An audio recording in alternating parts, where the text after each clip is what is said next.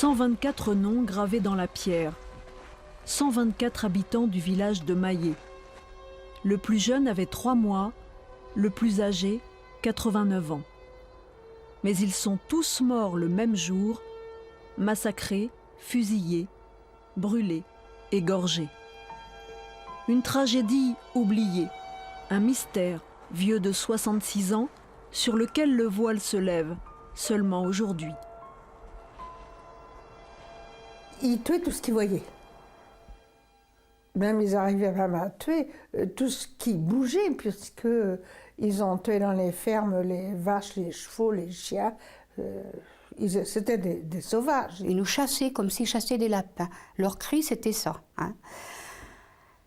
Et ils ont tiré sur maman. Mon petit frère, ils lui ont coupé la gorge. Quand vous arrivez, qu'il n'y a plus personne, et plus personne, plus de maison, plus rien du tout. Tout est anéanti.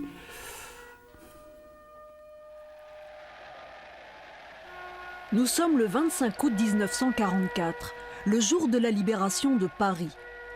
Au même moment, dans un petit village de Touraine, commence un des plus effroyables massacres de civils de la Seconde Guerre mondiale en France. À Maillé, en une matinée, des soldats allemands vont tuer la quasi-totalité des habitants du bourg. Des vieillards, des femmes et 44 enfants, dont plusieurs nourrissons, assassinés jusque dans leur maison.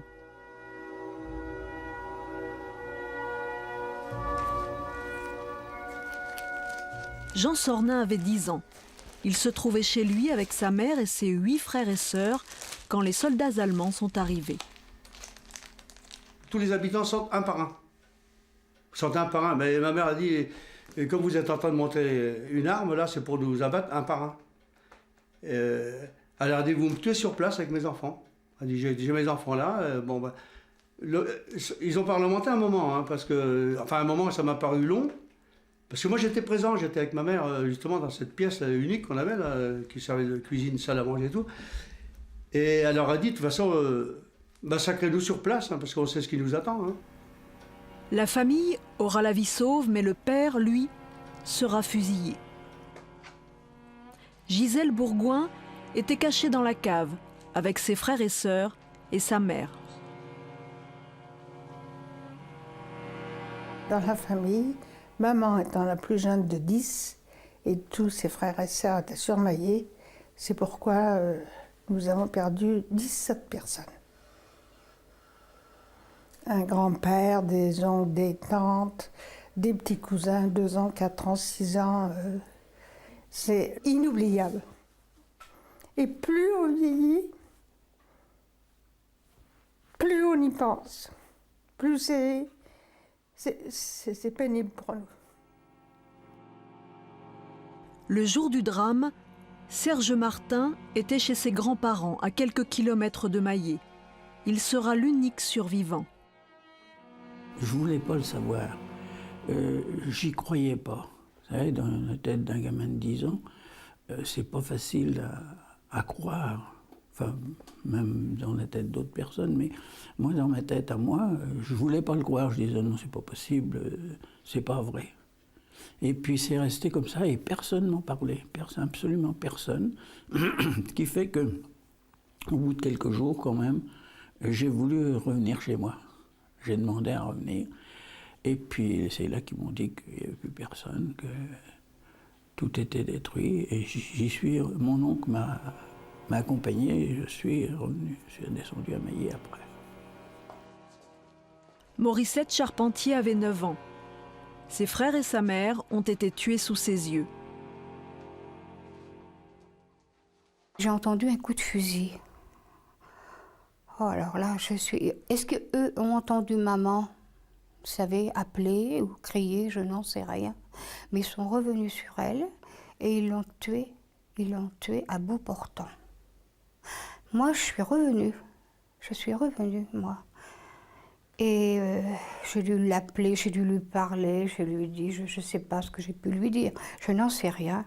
Mais elle m'a sentie auprès d'elle, puisqu'elle m'a dit, va-t'en ma petite Morissette, ils vont te tuer toi aussi. Et moi, c'est fini. Elle avait sa main là, sur son cœur, où elle avait été, sa poitrine, c'était... Et elle m'a dit, pour moi, c'est fini. Et ça a été fini. Alors, j'ai compris, bien sûr, qu'elle était morte. Alors, j'ai couru. Des événements de Maillé, personne, ou presque, n'entendra parler. De Gaulle choisit de faire des ruines d'Oradour-sur-Glane le symbole de la barbarie nazie en France. Le village de Maillé, entièrement incendié et détruit par les Allemands, est reconstruit à l'identique. Mais deux questions restent sans réponse. Qui et pourquoi? À l'Institut d'histoire du temps présent, Henri Rousseau travaille depuis longtemps sur la barbarie nazie. Si on essaie de rationaliser ou de réduire ça à l'idéologie, on ne comprend pas. Il y a un élément qu'il faut comprendre, c'est que ceux qui tirent sont persuadés que l'enfant dans le bras de sa mère est un ennemi de l'Allemagne. Ça nous paraît complètement fou et paranoïaque et tout ce qu'on veut, mais c'est une des clés pour comprendre la violence nazie. Et cette violence-là, qui s'est déployée encore une fois pendant 4 ans, 5 ans à l'Est, s'est appliquée un jour, enfin 2 jours avec Oradour et Maillet en France. Fin août 1944, les Alliés progressent vers l'Est, tandis que les troupes allemandes se replient vers le nord en longeant la Loire. Maillé est un village anonyme de Touraine, proche de la ligne de démarcation et de 2 voies de communication de première importance, la Nationale 10 et la voie ferrée Paris-Bordeaux. Un terrain d'action idéal pour la résistance. Le général Berger avait 19 ans, il faisait partie d'un des 3 maquis installés autour de Maillé.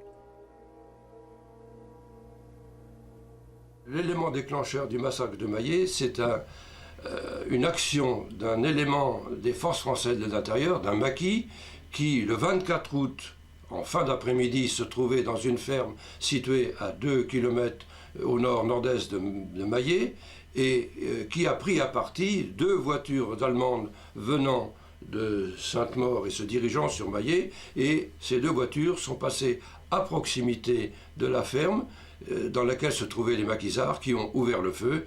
Ils ont blessé, tué un certain nombre d'Allemands, 1, 2.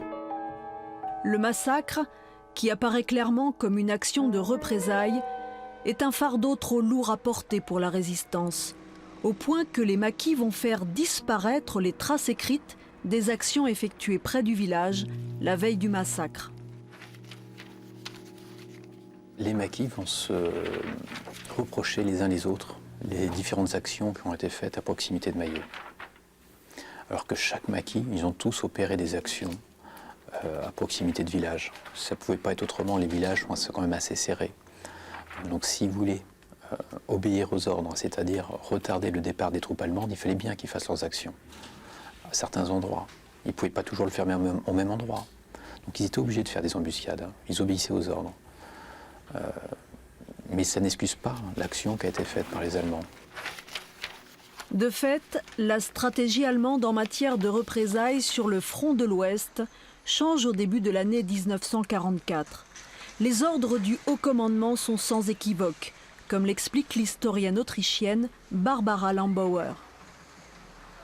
Je pense notamment au décret de Sperle qui était donc de février 1944 et qui disait que lorsqu'il y a attaque par les mouvements de résistants, il fallait tout de suite riposter, même lorsque ça concerne des villages, même lorsque ça concerne la population dans les villages innocents, qu'il fallait tirer dessus, qu'il fallait brûler des maisons et surtout, ce qui était à punir, ce n'est pas quand ça allait au-delà des objectifs, ces violences, mais lorsqu'il y avait un commandant qui renonçait à punir, quand il y avait un commandant qui était trop timide, pour ainsi dire, dans ses pratiques.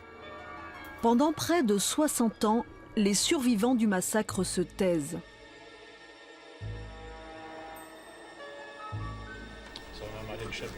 Pourtant, en 2004, tout va basculer.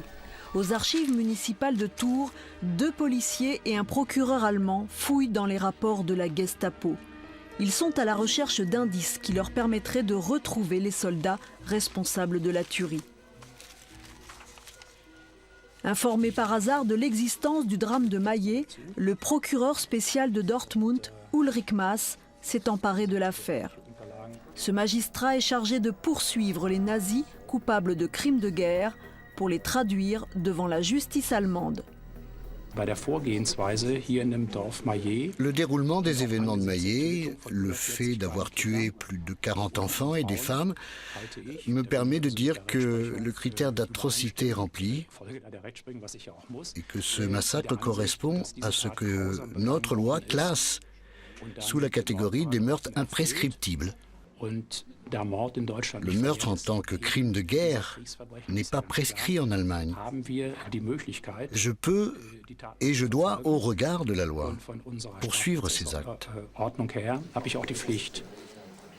Depuis 30 ans, l'Allemagne a obtenu le droit de rouvrir des enquêtes concernant la Seconde Guerre mondiale, contrairement à la France qui n'a pas ratifié la Convention internationale sur les crimes de guerre.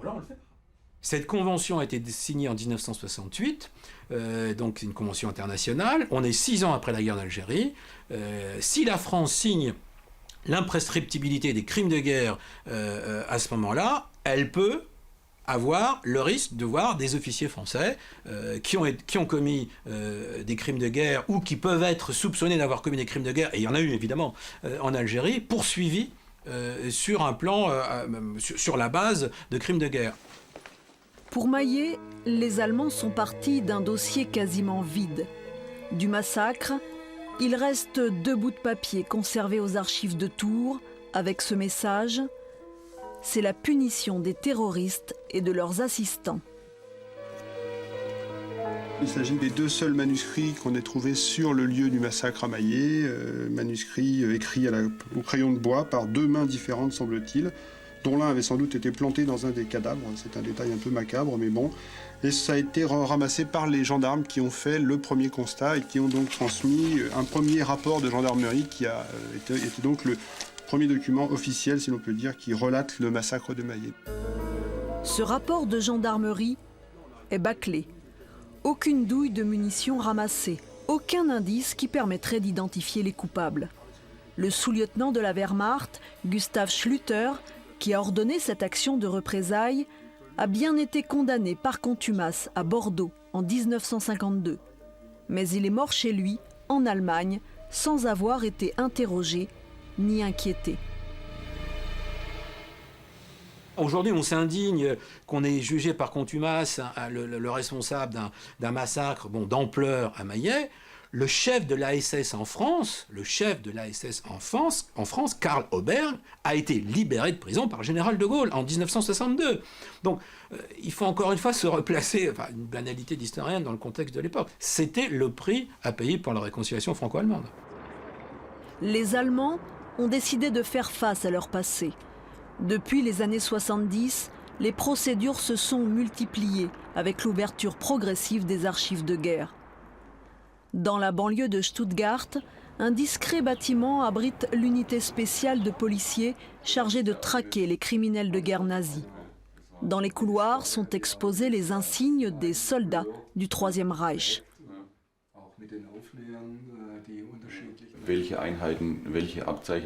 Quelle marque de distinction, quel insigne?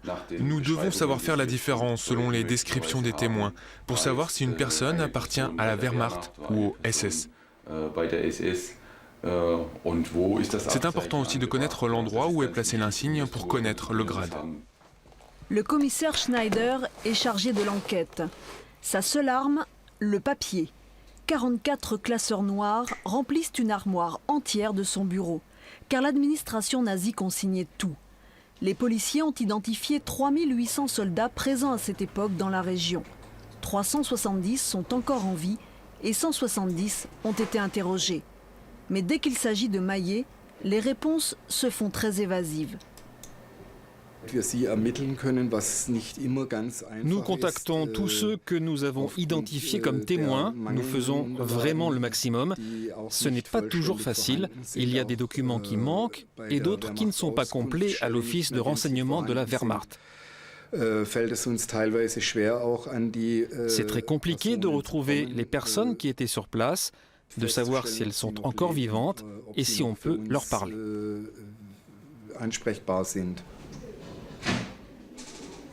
Le travail est gigantesque Mais le procureur Ulrich Maaß ne se décourage pas. Il est maintenant convaincu que de très jeunes soldats de la 17e division de la Waffen-SS ont participé au massacre. Une division qui se repliait en 1944 après avoir subi de lourdes pertes pendant la bataille de Normandie. Elle avait l'ordre de retarder l'avancée des Alliés.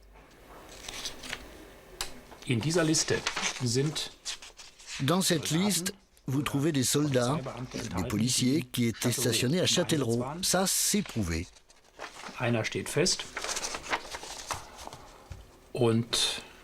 Et nous sommes sûrs que quelques-uns se trouvaient présents à Mayet.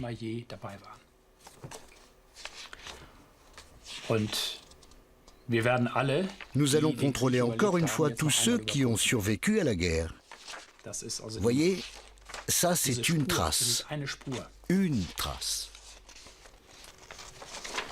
Ulrich Maaß a déjà à son actif 4 procès impliquant des criminels de guerre nazis et il a géré une dizaine d'enquêtes à travers toute l'Europe. Derrière lui, la collection entière des comptes rendus du procès de Nuremberg. À l'époque du nazisme, à l'époque de la guerre, nous, les Allemands, nous nous sommes chargés d'une telle culpabilité que l'on ne doit pas prescrire ces crimes. C'est incontournable sur le plan juridique, humain, politique et moral, bien sûr. Nous avons le devoir, et je ressens comme mon devoir personnel, de rechercher, de découvrir la vérité, même après 30 ans. Aller jusqu'au dernier survivant, trouver ce qu'il est encore possible de trouver aujourd'hui. Cet été, Ulrich Maaß est parti à la retraite sans rassembler tous les morceaux du puzzle. Son successeur veut encore croire à la probabilité d'un procès. Une mission qui résonne en écho au poids de la culpabilité portée par la génération d'après-guerre. À Mayet, l'enquête allemande a aidé à libérer la parole après 60 ans de silence.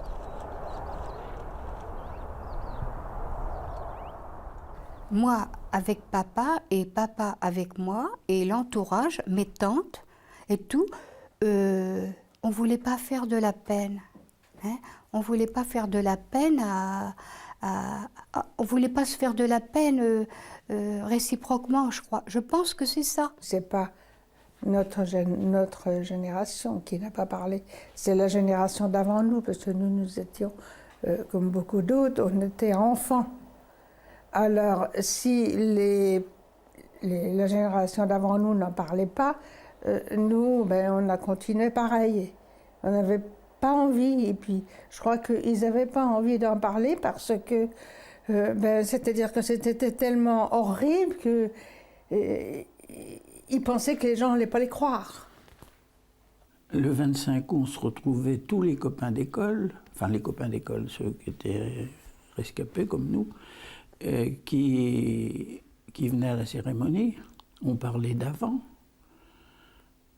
On parlait d'après, mais jamais on parlait de cette journée-là. Jamais on en a parlé entre nous. Jamais, jamais, jamais. Je ne sais pas pourquoi. C'est que maintenant qu'on peut arriver à parler. Mais c'est dur de parler, croyez-moi. Des victimes comme emprisonnées dans leurs souvenirs, comme l'explique la psychanalyste Claude Almos, spécialiste des traumatismes de l'enfance. Parler, mais avant même de parler, se souvenir, mettre des mots pour soi, sachant que ce qu'on a vécu, c'est innommable, c'est pas cernable. Je veux dire, quelqu'un qui vient, qui égorge un enfant devant vous, on peut toujours dire les mots, mais d'abord les mots, on peut même pas les dire, mais c'est innommable. Donc, pour arriver à énoncer ces mots, à penser la chose avant même de la dire, il faut repasser par l'horreur. Et repasser par l'horreur, c'est-à-dire que les émotions sont bloquées. Pour survivre, il a fallu ne pas se souvenir de l'horreur dans laquelle on a été. 4 ans après l'ouverture de l'enquête par l'Allemagne, la France, par la voix du chef de l'État, reconnaît enfin à Mayet le statut de village martyr. En ignorant si longtemps le drame de Mayet, en restant indifférente à la douleur des survivants, en laissant s'effacer de sa mémoire le souvenir des victimes, la France a commis une faute morale. C'est cette faute qu'au nom de la nation tout entière, je suis venu reconnaître et réparer aujourd'hui. Tout au long de son enquête, le procureur Ulrich Maaß est revenu à Maillé pour informer les habitants. Une enquête qui a mobilisé la presse française et internationale. Pourtant, les chances de traduire un jour les coupables du massacre devant la justice sont quasiment nulles. Mais pour les survivants et les familles des victimes, l'essentiel est ailleurs. Il y a un pas de fait, c'est qu'on connaît les troupes, parce qu'on ne connaissait pas les troupes qui avaient fait ça. Maintenant, on connaît les troupes qui l'ont fait. Mais maintenant, nous, ce qu'on attend, c'est de savoir pourquoi ils ont fait ça, s'il y a une justification, s'il y a quelque chose qui... Pourquoi ils l'ont fait. Les recherches vis-à-vis de l'âge que les personnes pourraient avoir maintenant, bon, c'est bien de connaître, si on peut connaître la vérité. Mais pour nous, ça ne changera pas ce qu'on a vu, ce qu'on a entendu, on n'oublie pas. En ouvrant une enquête, l'Allemagne espère régler ses comptes pour les générations futures. Une démarche qui permet aussi aux victimes de Maillé et à leurs descendants de commencer enfin un travail de deuil. Pour leur histoire, je vous dis, ils préféraient quand même dire c'est telle unité, c'est pas toute l'armée allemande, c'est une unité spéciale. C'est comme à Oradour, ils ont certainement essayé de savoir qui avait fait le coup et pourquoi et quel régiment. Nous, on n'attend pas grand-chose. La seule chose, c'est qu'on parle de nous, enfin. C'est une façon de rendre justice aux victimes qui avaient été un peu passées à l'oubli, sous silence. Pas dans le village de Maillé même, mais au niveau national et en général dans l'historiographie. On savait très peu de choses sur Maillé. Et donc je pense que même quand c'est tardivement, c'est une façon quand même d'encore indiquer que le dernier mot n'est pas dit, même pas lorsque les responsables sont morts. Puisque qui dit qu'il y en a encore qui vivent, mais que quand même on n'oublie pas ce genre de choses. Dans ce sens-là, je me félicite plutôt qu'il n'y ait pas de prescription de ce genre de crime et qu'on puisse le poursuivre.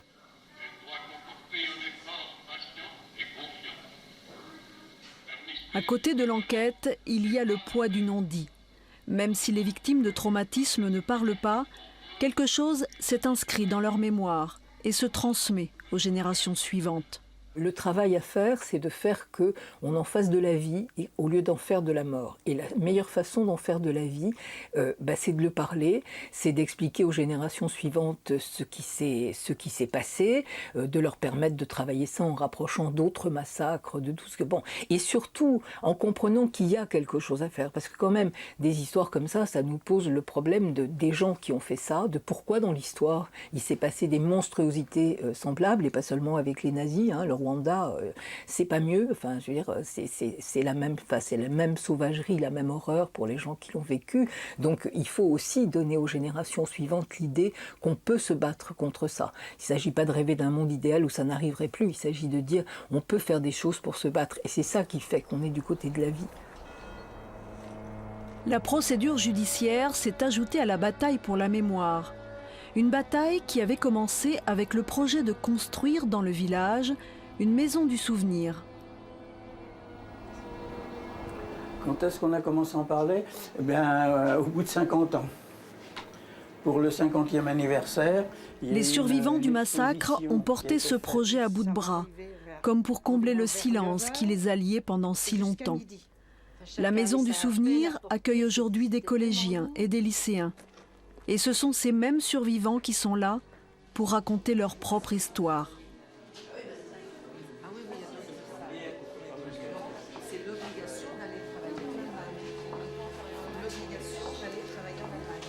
Ça a été très très dur pour nous après de continuer à en parler. Mais si on l'a fait, comme vous avez vu, je suis très émotive, je suis très touchée.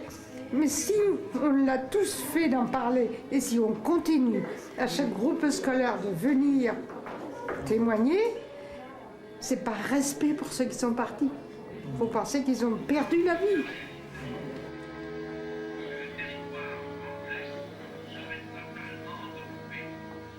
Ça a changé ma vie complètement, quoi, parce que bon, je suis resté tout seul à 10 ans. J'ai vécu avec ça. Disons que j'ai vécu parce que la vie, c'est quelque chose d'important. Mais on ne vit pas comme les autres. On vit avec ça continuellement.